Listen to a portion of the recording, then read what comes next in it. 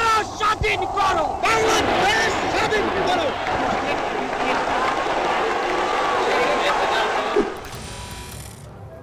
একই কাণ্ড। শেখ মুজিবুর রহমান মুক্তিযোদ্ধা নন, বেঈমান ইউনুস জমানা। কি চাইছেন আপনারা? 1971 সালে মুক্তিযুদ্ধ এনে দিল যারা, যারা বাংলাদেশকে মুক্তি এনে দিল, যারা মুক্ত করলো, তাদেরকে ইতিহাস থেকে মুছে ফেলতে চান? বেঈমান ইউনুস জমানা। আজ দুঃখ ভারাক্রান্ত মন নিয়ে আপনাদের সামনে হাজির হয়েছি। আপনারা সবই জানেন এবং বোঝেন আমরা আমাদের জীবন দিয়ে চেষ্টা করেছি, কিন্তু দুঃখের বিষয় আজ ঢাকা, চট্টগ্রাম, খুলনা, রাজশাহী, রংপুরে আমার ভাইয়ের রক্তে রাজপথ রঞ্জিত হয়েছে। আজ বাংলার মানুষ মুক্তি চায়। আসলে আওয়ামী লীগকে তো নিষিদ্ধ করেছেনই, কিন্তু শেখ মুজিবুর রহমানকেও ইতিহাস থেকে মুছে ফেলতে চান আপনারা। শুধু শেখ মুজিবুর রহমান নয়, আসলে চান ভারতও যাতে ইতিহাস থেকে মুছে যায়। অনেকেই বলবেন, আচ্ছা এইভাবে কি ইতিহাস থেকে মুছে ফেলা সম্ভব? মুজিবুর রহমানকে মুক্তিযোদ্ধা নন বলে ইতিহাস থেকে মুছে ফেলা সম্ভব? স্বাধীনতার যুদ্ধে আমরা আপনাদেরকে এতভাবে সাহায্য করেছিলাম, আমাদের দেশের নাম ওই ইতিহাস থেকে, মুক্তিযুদ্ধ থেকে মুছে ফেলা সম্ভব? আমি আসছি কি বিজ্ঞপ্তি জারি করেছে আর তা নিয়ে কি লেটে ঘেটে লাট হয়েছে বাংলাদেশ উপদেষ্টা সরকার এই মুহূর্তে। তবে তার আগে আপনাদেরকে বলবো, এটাই তো স্বাভাবিক। আচ্ছা, মোহাম্মদ ইউনুস জামানাকে একটা প্রশ্ন করতে চাই।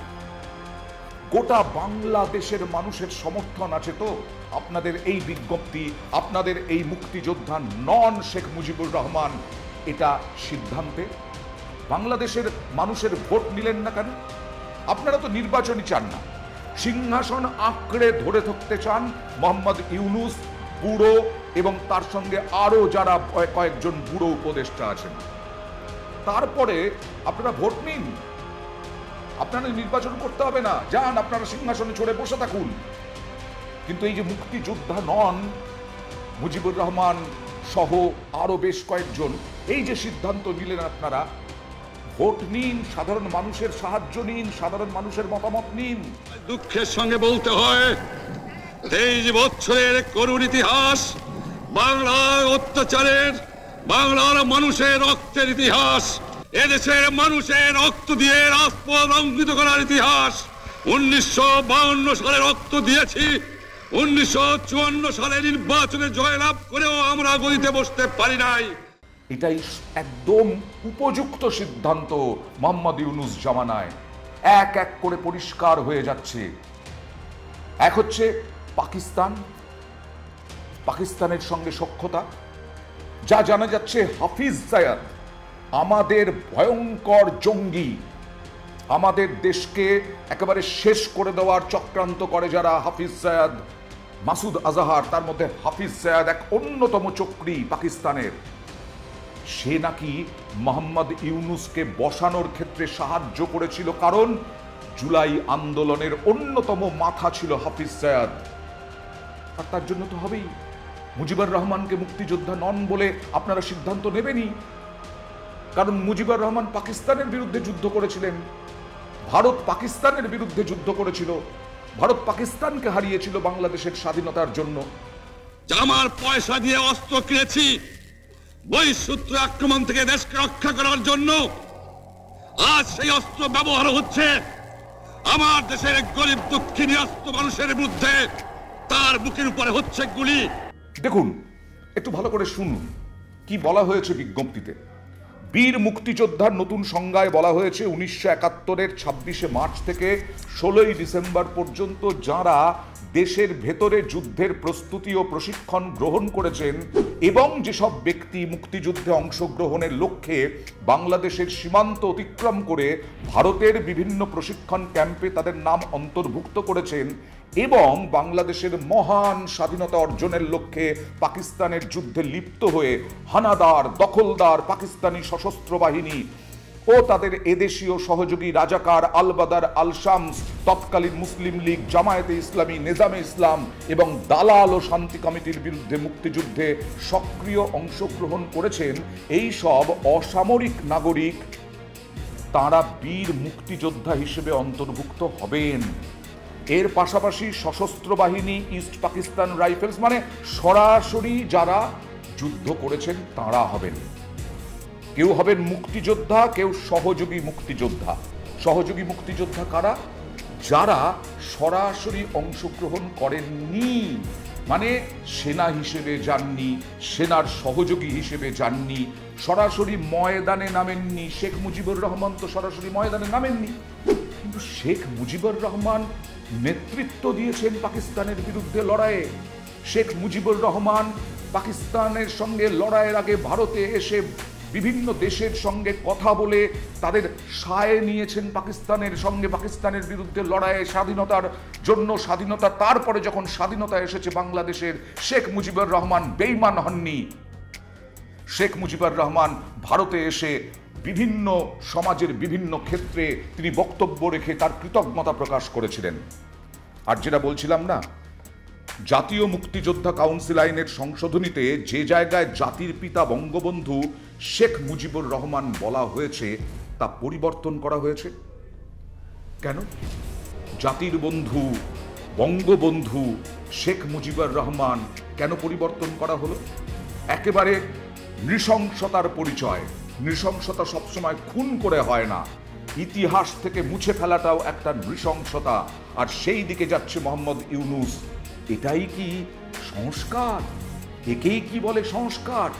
কোন বাংলাদেশী হৃদয় থেকে কখনো অস্বীকার করতে পারবেন শেখ মুজিবুর রহমানের নাম মুছে ফেলতে পারবেন? আমরা পরপর দেখেছি মোহাম্মদ ইউনূস জামানায় প্রথমে ধানমন্ডির বাড়ি ধ্বংস করে ধূলিসাৎ করে দেওয়া হয়েছে, কারণ ওই ধানমন্ডি মিউজিয়াম ছিল। সেই মিউজিয়াম আন্তর্জাতিক ক্ষেত্র ছিল, বলা যায় আন্তর্জাতিক পর্যটকদের জন্য, গবেষণাকারদের জন্য। তারপরে কি হলো? মুক্তিযোদ্ধা অন্যতম শেখ মুজিবুর রহমানের মূর্তি পরের পর ভাঙচুর করা হলো। তারপরে এই ছিল হচ্ছে বেঈমানির শেষ সংস্করণ, যা হলো অধ্যাদেশ জারি করে মুক্তিযোদ্ধা আর নন বলা হচ্ছে। কিরকম ঘেটে ঘ ভাবা যায়? একটা সিদ্ধান্ত, একটা নতুন অধ্যাদেশ সেটাতেও আপনারা ঘেটে ঘ। ঠিক তারপরে অধ্যাদেশ জারির পরে বিভিন্ন জনের কাছে যখন মিডিয়া যাচ্ছে তখন বলা হলো, কে বললেন? অন্তর্বর্তী সরকারের মুক্তিযুদ্ধ বিষয়ক মন্ত্রণালয়ের উপদেষ্টা ফারুকী আজম। কি বললেন? শেখ মুজিবুর রহমান সহ জাতীয় 4 নেতা বীর মুক্তিযোদ্ধা হিসেবে বিবেচিত হবেন। ভাবা যায়? আপনারা এক অধ্যাদেশে বলছেন, আরেক অধ্যাদেশে আপনারা আরেক বাইটে একরকম বলছেন। ফারুকী আজম বলেছেন মুক্তিযোদ্ধাদের তালিকা যাচাই বাছাই করতে গিয়ে দেখা যায় মুজিবনগর সরকারের কিছু কর্মচারী বীর মুক্তিযোদ্ধা হিসেবে গণ্য হচ্ছেন, এখন থেকে তারা হবেন মুক্তিযুদ্ধের সহকারী। বোঝাই গেল আপনারা এতটাই ভয় পেয়েছেন যে একটা রিয়াকশন চেয়েছিলেন, জল মাপতে চেয়েছিলেন। তারপরে যখন দেখলেন ভারতের মিডিয়া, আন্তর্জাতিক মিডিয়া একেবারে চিৎকার করছে, তখন আপনারা পাল্টি খাচ্ছেন। সামনে যাদেরকে পাচ্ছেন তাদেরকে সামনে দাঁড় করিয়ে পাল্টি খেতে শুরু করেছেন। এই হচ্ছে মুক্তিযোদ্ধা নিয়ে ছেলে খেলা মোহাম্মদ ইউনূসের। আমি আবার বলছি, গোটা বাংলাদেশের মানুষ এই 1971 সালে 26শে মার্চ থেকে 16ই ডিসেম্বর পর্যন্ত যা হয়েছে তা কি ভুলে যাবে? আচ্ছা, আরেকটা দেখুন ঘেটে ঘ কিরকম।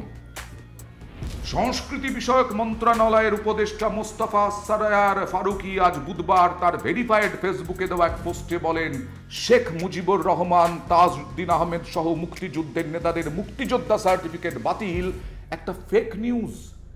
অধ্যাদেশে সরাসরি নাম করেননি ঠিকই, কিন্তু অধ্যাদেশ বা বিজ্ঞপ্তিটা পড়লে পরেই বোঝা যাবে শেখ মুজিবুর রহমান হচ্ছেন আপনাদের টার্গেট।